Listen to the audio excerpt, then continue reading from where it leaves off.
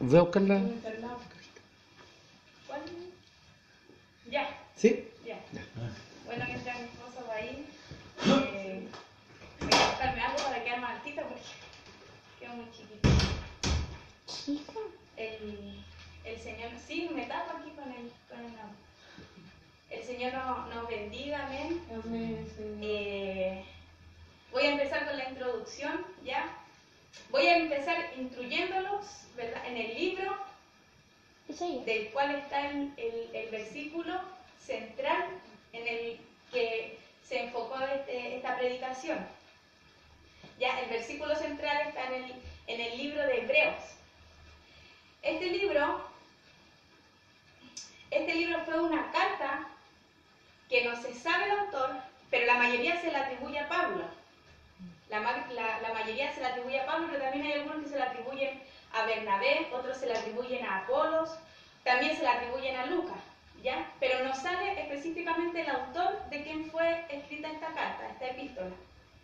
Pero lo que sí, en esta epístola es una carta escrita para animar a los judíos cristianos. Estos judíos cristianos estaban siendo perseguidos. Ahí llegó mi... A ver si quedó. Hay que ver, tratar de hacer uno entonces sí, más grandecito. Ahí. Sí, realmente. Ya, ahí sí. Vamos a tratar de hacer uno más grande, ¿cierto? Para los chicos. Ahí sí. Para los de medio metro de estatura. Pero como doña Florinda, ¿verdad? Cuando que a otro profesor paralítico le dice, ¿te traigo un cuartito? Ya, entonces como venía diciendo, esta es una carta que no sale el autor, pero esta carta fue escrita para los judíos cristianos que estaban siendo perseguidos. Habían cristianos, ¿verdad? En el tiempo de los apóstoles, en el tiempo que Jesús ascendió, que empezó a ser perseguida la iglesia. Y hubieron judíos que sí creyeron en el Señor y se convirtieron al cristianismo. ¿Ya? Y estos empezaron a ser perseguidos. Pablo fue un perseguidor de la iglesia de Cristo.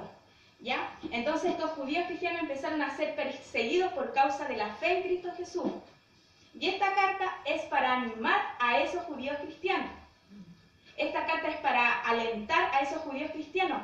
Pero lo que resalta, ¿verdad?, es que estos judíos cristianos no solo estaban siendo debilitados en la fe, sino que ellos estaban siendo tentados en envolverse al judaísmo. Ellos estaban, ¿verdad?, creyendo en el Señor, estaban siendo tentados de nuevo ponerse el yugo de la ley y así alejarse de su fe. La palabra del Señor dice, ¿verdad?, que en este libro también habla de la superioridad de Cristo por sobre los profetas, la superioridad de Cristo por sobre los ángeles. Hay una religión, ¿verdad?, que dicen que Jesús es un ángel, pero nosotros creemos que no es un ángel, sino que es el Hijo de Dios, la esencia misma de Dios. Y en Hebreos 1:7 dice, además, cuando Dios habla acerca de los ángeles, dice, mis ángeles son el viento y mis sirvientes son relámpagos. Pero cuando habla de su Hijo, Dios dice, tu reinado durará para siempre y usarás tu poder en favor de la justicia. Este libro también habla de la superioridad de Cristo por sobre Moisés, ¿verdad? Porque Moisés fue siervo de la casa, pero Jesucristo es el Hijo. También habla de la superioridad de Josué y de Aarón. Este libro también habla de que Dios habló a través de los profetas, habló a través de Moisés, ¿ya? Pero aquí dice, eso fue en otro tiempo, porque ahora Dios habló a través de su Hijo. En Hebreos 1:1 dice, hace mucho tiempo los profetas comunicaron el mensaje de Dios a nuestros antepasados. Lo hicieron muchas veces y de muchas maneras. Pero ahora, en estos tiempos, Dios nos ha comunicado por medio de su Hijo. Porque por medio de Él, Dios creó el universo y lo hizo dueño de todas las cosas. Ya, este libro, como venía diciendo, habla de animar y alentar a los judíos cristianos que se estaban apartando de su fe y volviéndose al judaísmo. Habla de la superioridad de Cristo por sobre los profetas, por sobre los ángeles, por sobre Moisés, por sobre Josué, por sobre Aarón. Y este libro también resalta que Cristo es el sumo sacerdote. Antes habían sacerdotes, ¿verdad? Y antes la expiación de los pecados era a través de un animal. Entonces ese animal se entregaba en sacrificio y así se cubrían los pecados, pero no eran limpiados, sino que eran solo cubiertos. Y me gustaría enfocar, ampliamente hablé de lo que habla este libro, ¿ya? Pero lo que yo me quiero detener es en ese punto, ¿verdad? Muy importante, que habla de que el escritor, que no se sabe quién era, que el escritor animaba, alentaba a los judíos cristianos que estaban queriendo volver atrás. Habiendo conocido la verdad, ellos querían volver atrás, volver a la esclavitud de servir, ¿verdad? Querían ponerse el yugo de la ley de nuevo sobre ellos. Y la Biblia dice, en Lucas 9:62,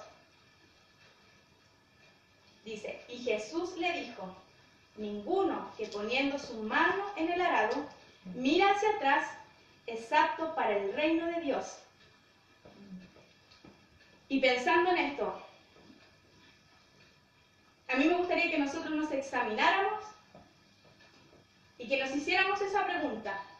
¿Será que algún día tomamos una decisión?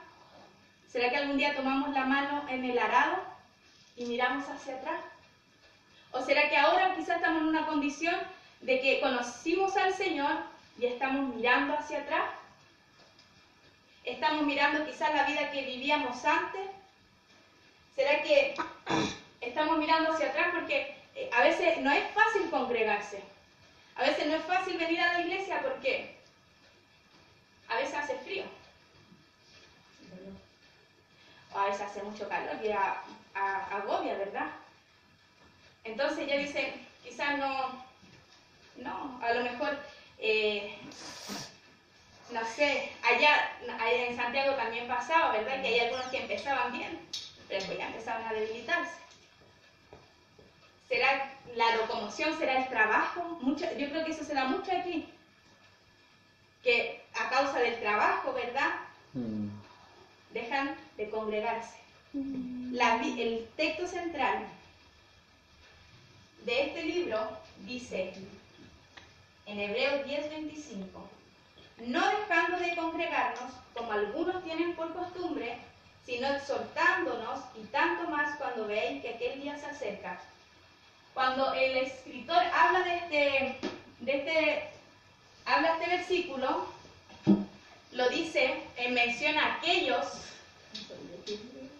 judíos cristianos que estaban pensando en abandonar su fe, en abandonar a aquellos que ellos que creyeron con todo su corazón. Yo creo que cuando el Señor se nos revela, uno no puede volver a mirar atrás.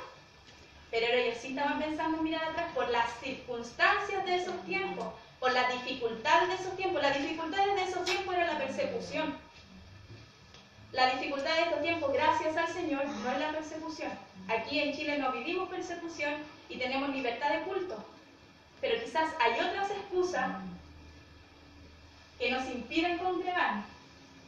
Y el tema de hoy es, ¿y tú te congregas? Y tú te congregarás. Vuelvo a leer el versículo, dice en Hebreos 10:25, no dejando de congregarnos, y eso lo destaqué, ese es el tema de hoy, como algunos tienen por costumbre, sino exhortándonos, y tanto más cuando veáis que aquel día se acerca. Cuando uno deja de congregarse, es la persona la que comete el error, porque cuando uno se congrega, uno está siendo estimulado a entrar en la adoración. Uno está siendo estimulado a entrar en un tiempo de oración. Uno está siendo estimulado a abrir su corazón al Señor. Pero cuando uno se deja de congregar, esos estímulos ya no están. Porque sinceramente, yo creo que cuando estamos en la casa, la tele no nos estimula a congregarnos. No, es aquí donde recibimos nosotros un estímulo para congregarnos. Es aquí donde nosotros recibimos la ayuda, ¿verdad?, oportuna de nuestros hermanos. Recibimos la ayuda de la congregación.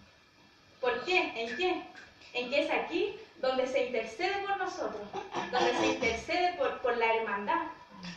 Pero allá afuera no van a recibir ayuda oportuna en oración, no van a recibir ayuda oportuna, ¿verdad?, en rogarle al Señor por aquella persona que se está congregando. Entonces la persona que deja de congregarse pierde el estímulo, pierde la ayuda de que sus hermanos oren.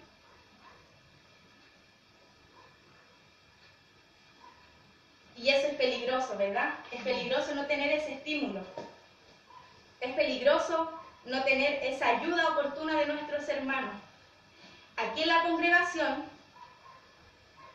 cuando nosotros nos congregamos, también nosotros escuchamos los testimonios de otros hermanos. Y eso sirve para ayuda de nuestra fe, para aumento de nuestra fe. Pero si nosotros no nos congregamos, nuestra fe se va a empezar a debilitar. Porque ya no vamos a recibir, no vamos a escuchar ese testimonio de fe que quizás le pasó a un hermano. Y decir, a mi hijo el Señor lo sanó de una fiebre tremenda. A mi hijo, no sé, el Señor me libró de la muerte. No vamos a recibir esos estímulos de fe.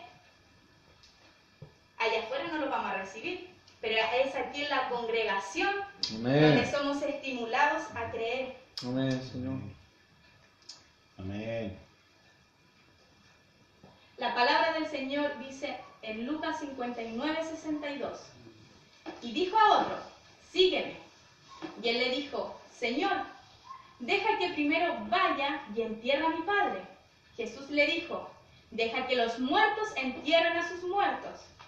Y tú ve y anuncia el reino de Dios. Entonces también dijo otro, te seguiré, Señor, pero déjame que me despida primero de los que están en mi casa. Y Jesús le dijo, ninguno que poniendo su mano en el arado mira hacia atrás es apto para el reino de Dios.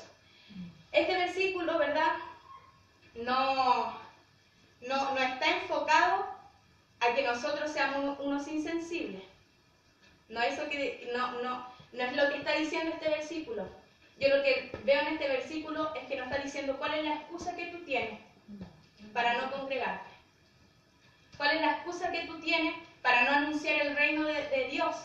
¿Cuál es la excusa que tú estás teniendo, verdad, para no serle fiel en tu caminar al Señor? Y hay muchas excusas que mirándolo de una manera natural, yo creo que muchas veces son válidas. Pero cuando uno deja de pensar con la mente natural y empieza a mirar las cosas en el espíritu, entonces ya pierden validez. Porque uno dice, a lo mejor, quizás más alguna vez yo lo hice con Fernandito cuando era chiquitito y quizás se enfermó. Entonces yo dije, no voy a ir a la iglesia porque Fernandito está enfermo. Entonces mi argumento era válido, mi razonamiento era válido.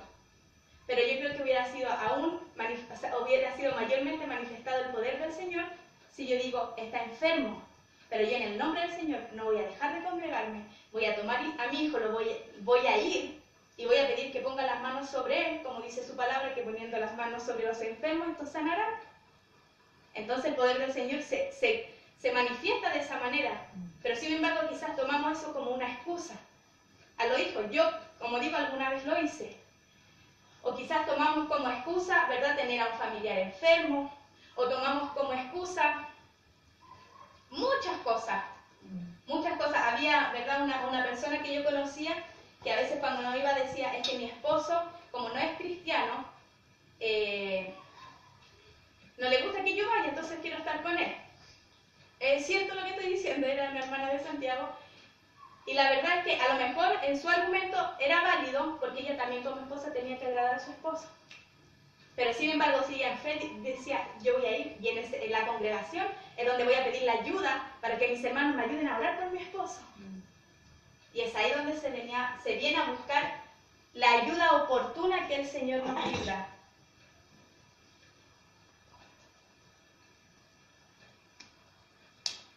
Y yo quiero que ahora veamos algunos peligros que podemos encontrar cuando nosotros nos dejamos de congregar. Los vamos a estudiar. Y aquí encontré una imagen que me gustó. Dice, si la carne no quiere ir a la iglesia, arrástrala, porque ella no se mata.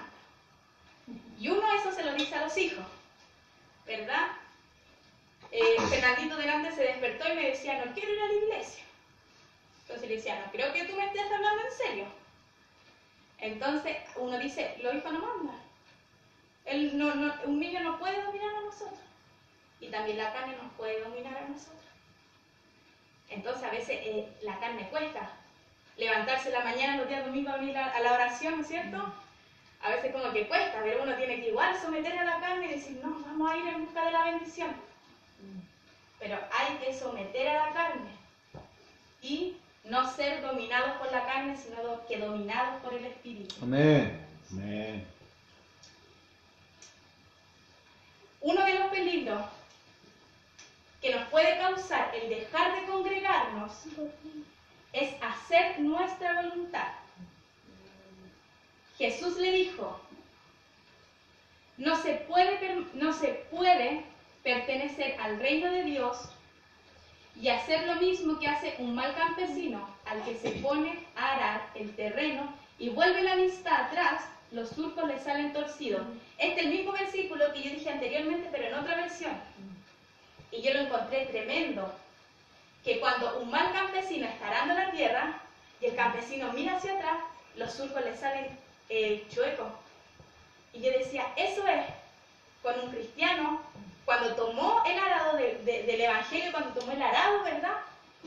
Y miró hacia atrás, quizás diciendo lo que yo vivía o deleitándose de repente en pensamientos antiguos, tu vida se va a empezar a enchuecar. Las cosas ya no te van a salir bien. ¿Por qué? Porque miramos hacia atrás. ¿Qué le pasó a la esposa de Lot por mirar atrás? Qué terrible, se convirtió en una estatua de sal por causa de volverse. Cuando el Señor le dijo no, cuando el Señor le dijo no miren atrás, sino que vayan derechito, ella miró atrás y se convirtió en una estatua de sal, ¿verdad? Por eso es importante, como dice la Biblia, tener nuestra mira en el Señor, nuestra mira en las cosas de arriba y no mirar hacia atrás, no mirar lo pasado o lo vivido. Y si algo tenemos que recordar, que sea para decir gracias Señor de donde me sacaste.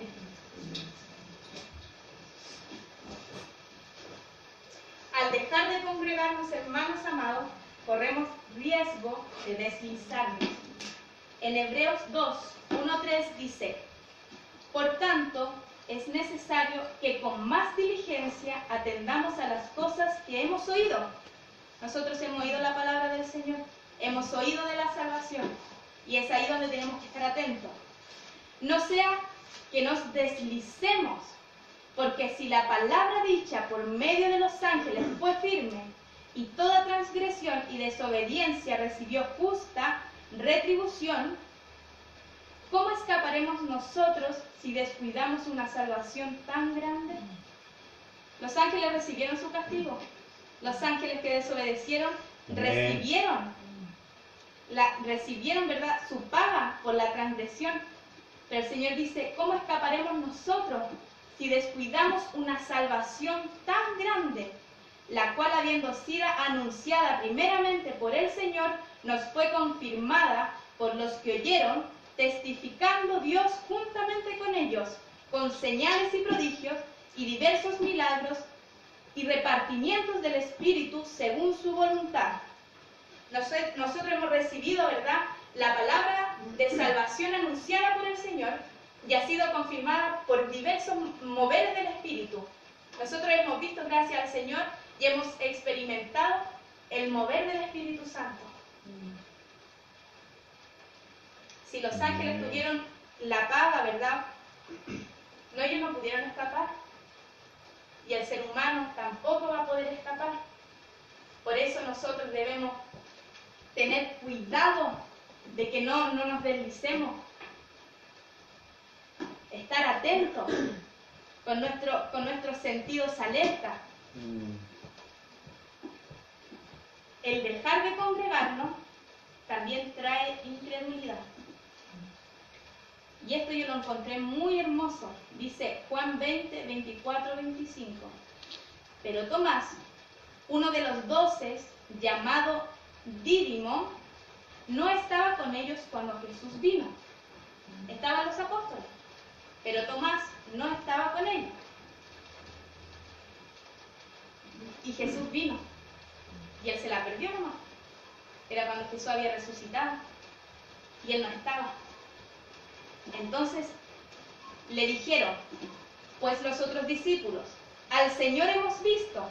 Él les dijo, si no viere en sus manos la señal de los clavos, y metiere mi dedo en el lugar de los clavos, y metiere mi mano en su costado, no creeré.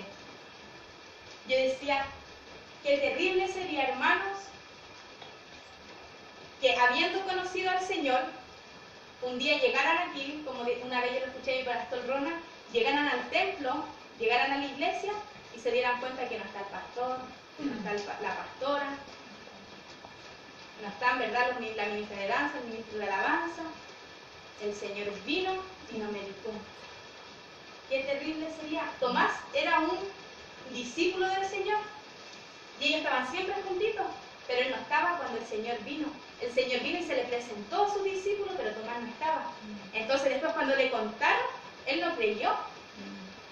Y el Señor había dicho que iba a resucitar, pero él no creyó. Y después el Señor, ¿verdad?, dice, bienaventurados los que no vieron y creyeron. Y nosotros somos esos bienaventurados, que aún no viendo hemos creído en el Señor. Otro peligro que podemos tener por dejar de congregarnos es que nos aparta del Señor. Dice, porque donde están 2 o 3 congregados en mi nombre, allí estoy yo en medio de ellos.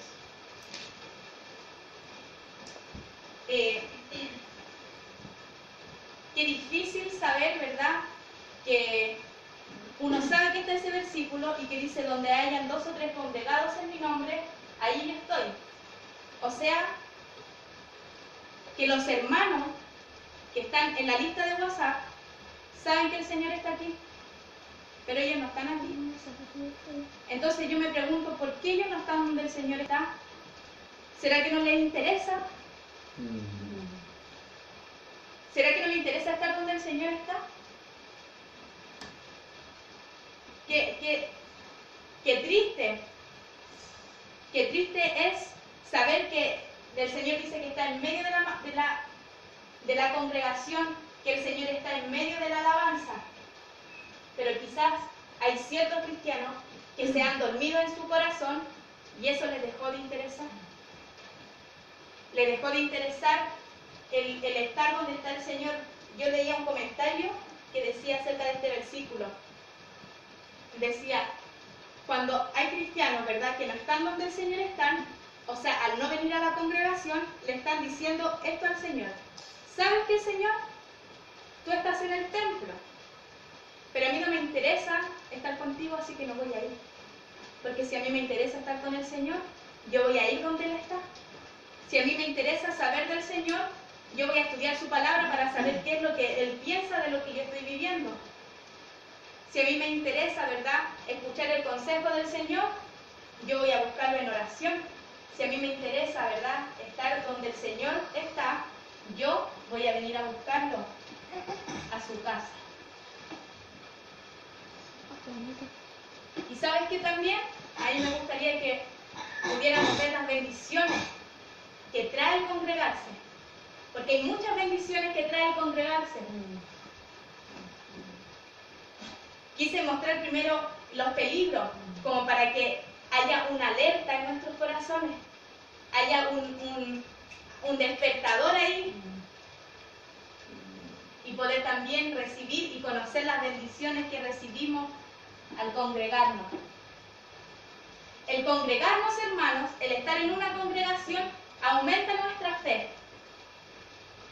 El peligro de dejar de congregarnos, uno era que perdíamos nuestra fe. El congregarnos aumenta nuestra fe. En Romanos 10, 17 dice, así pues, la fe resulta de oír el mensaje, y el mensaje llega por la palabra de Dios. Esto, ¿verdad?, que estoy haciendo yo, es hablar del mensaje de Cristo, y esto es para aumentar la fe de la congregación. Cuando uno viene a la congregación, escuchamos palabras, escuchamos quizá un devocional en la mañana en la oración, escuchamos después la palabra de nuestro pastor o del que le toque predicar, y eso viene para aumentar nuestra fe. Eso nos sirve, ¿verdad?, de bendición para que nuestros corazones sean afirmados y para que nuestra fe sea fortalecida en el Señor. ¿Y de qué manera podemos fortalecer nuestra fe? Viniendo a la casa del Señor y congregándonos. Amén.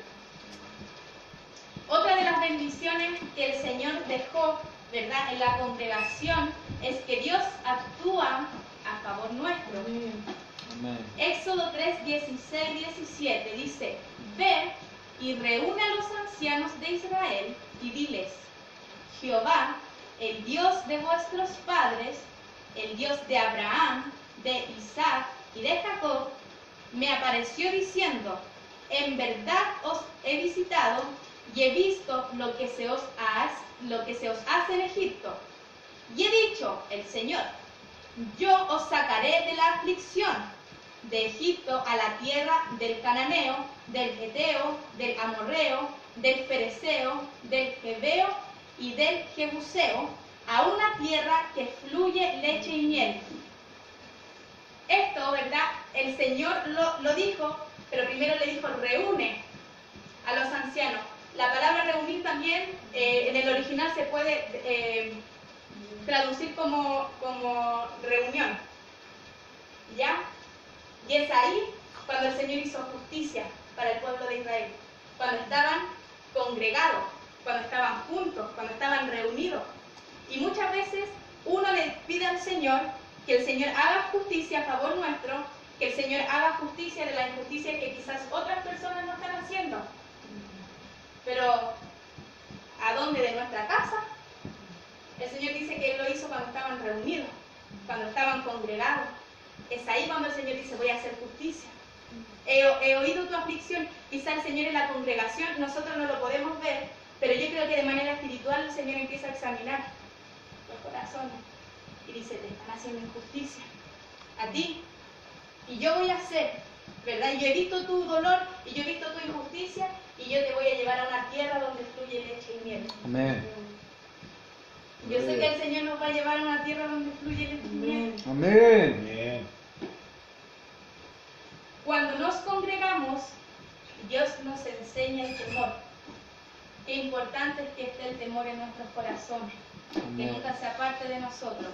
En Deuteronomio 4:10 dice: el día que estuvisteis delante de Jehová tu Dios en Horeb, cuando Jehová me dijo: reúne al pueblo, congregación, para que yo les haga oír mis palabras, las cuales aprenderán para temerme todos los días que vivieren sobre la tierra, las enseñarán a sus hijos. Es en la congregación donde se enseña el temor, donde el Señor nos enseña el temor. Y qué importante es que en nuestros corazones haya temor, porque cuando el temor no está, yo creo que por causa de eso, ¿verdad?, hay mucha gente que no se congrega por falta de temor. Porque si sabemos que la Biblia dice que no nos dejemos de congregar, la palabra del Señor dice que si nosotros sabemos hacer lo bueno y no lo hacemos, eso es pecado. Entonces, si sabemos que dejar de congregarnos es pecado, es porque no hay temor en nuestros corazones. Pero ¿dónde aprendemos el temor? En la congregación, donde están reunidos, en la reunión de los santos. Ahí el Señor enseña el temor. Y no un temor momentáneo, sino que aprenderán a vivir sobre la tierra con ese temor. Vamos a aprender a vivir todos los días temiendo al Señor, y va a ser un temor tan poderoso que vamos a tener la capacidad de poder enseñarles a nuestro hijo.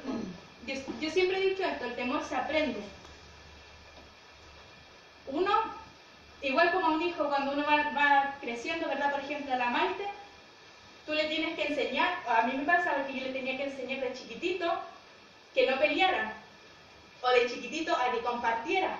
porque nacen como siendo egoístas, nacen como siendo peleadores, nacen sin temor quizás, pero el Señor nos enseña el temor.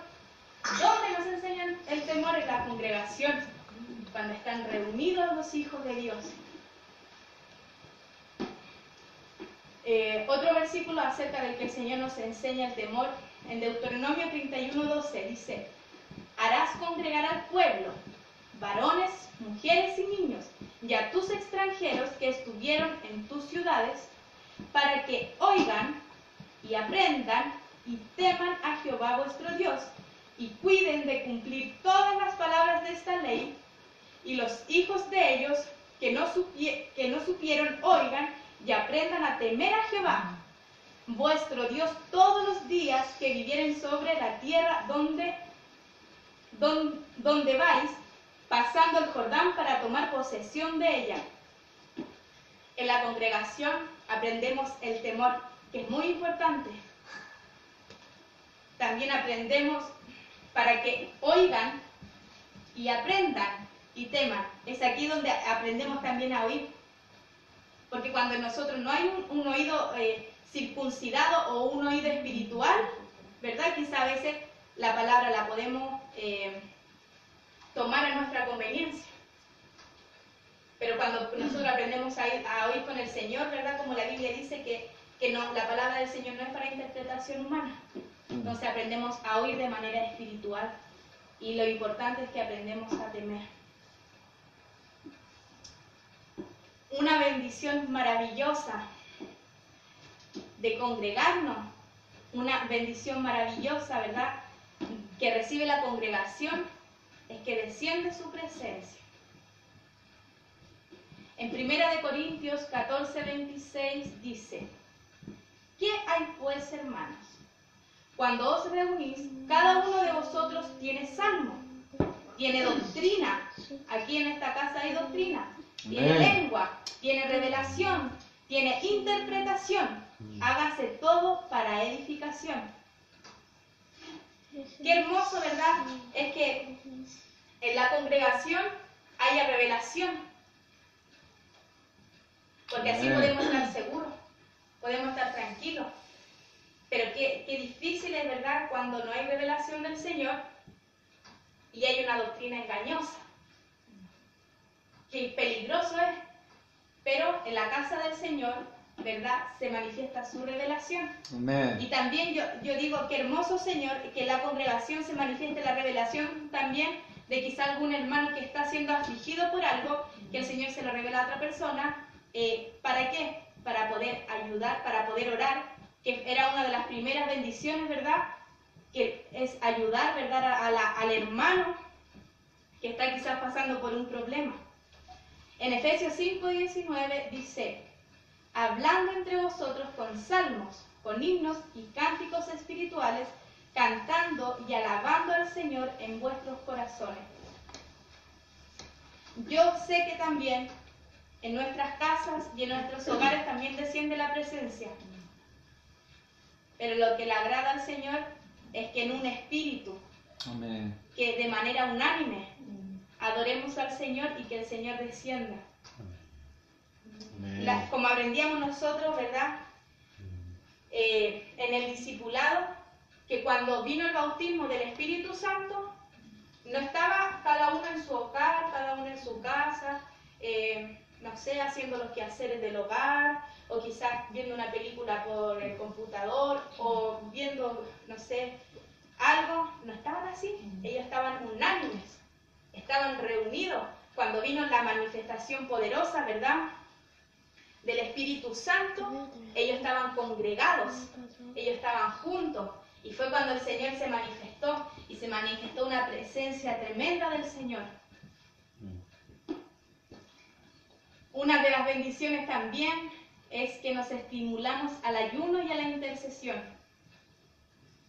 Quizás un deseo espontáneo nuestro nos trae a orar. Quizás eso se ve en la congregación. La intercesión se ve en la congregación los días domingos en la mañana. Oramos por cada uno de los hermanos. Intercedemos por ellos para que el Señor los bendiga, para que el Señor acuda a su necesidad. Eso se hace la congregación. Esther 4, 15, 16 dice, y Esther dijo que respondiesen a Mardoqueo, ve y reúne a todos los judíos que se hallen en Susa y ayunad por mí, y no comáis ni bebáis en 3 días, noche y día. Yo también con mis doncellas ayunaré igualmente, y entonces entraré a ver al rey, aunque no sea conforme a la ley, y si perezco, que perezca.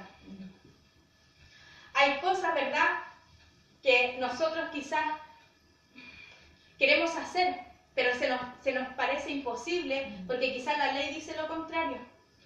Porque quizás uno viendo las circunstancias dice, no, imposible.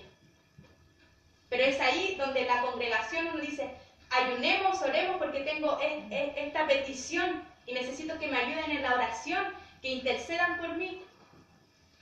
Entonces sí, puede ser que algo que quizás legalmente no es permitido, el Señor abra las puertas, el Señor mueva papeles a favor nuestro, a favor de sus hijos, a favor de los que le temen al Señor, a favor de los que confían en Él. Otra bendición es que podemos acceder a su presencia.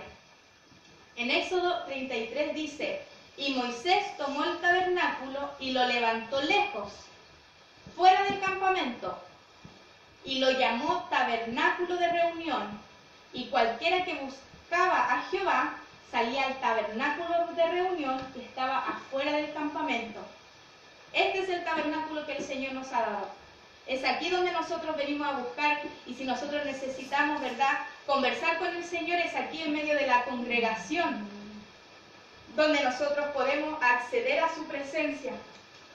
Podemos buscarlo en oración, podemos buscarlo en un clamor, en la alabanza, en el tabernáculo que el Señor nos dejó, para que nosotros pudiéramos conversar con Él. La palabra del Señor dice en Salmos 122, yo me alegré con los que me decían, a la casa de Jehová iremos. ¿Y qué alegría es esa? Cuando ayer una persona me decía, vamos a ir a la iglesia, mi corazón se alegró. Mi corazón se alegró porque yo dije, qué bendición. Y como dice, ¿verdad?, el salmista, yo me alegré con los que decían, a la casa de Jehová iremos. Y yo creo que eso nos pasa a cada uno de nosotros, cuando ve a alguno que quizás está un poquito lejos, alejándose. Uno se alegra cuando aquel vuelve a la casa del Señor. Yo les voy a pedir, hermanos amados, que podamos cerrar nuestros ojos. Amén. Que esta palabra, ¿verdad?, haya sido de bendición. Gloria a Dios. Que